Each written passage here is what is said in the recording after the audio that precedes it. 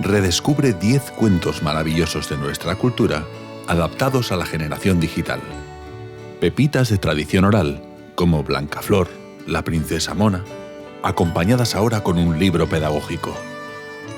10 actividades inspiradas en sus historias para favorecer el autoconocimiento de la infancia, estimular la fantasía y descubrir juntas su significado profundo.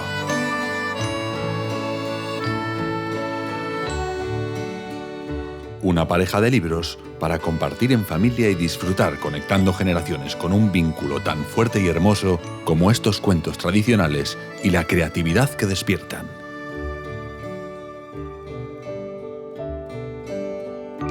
Un legado de la generación que nos precede, recopilado tradicionalmente en pueblos y aldeas.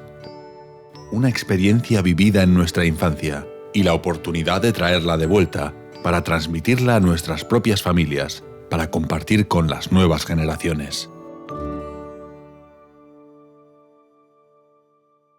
Apoya nuestra campaña en Berkami y haz realidad este proyecto. Aporta, comparte, difunde. Contamos contigo.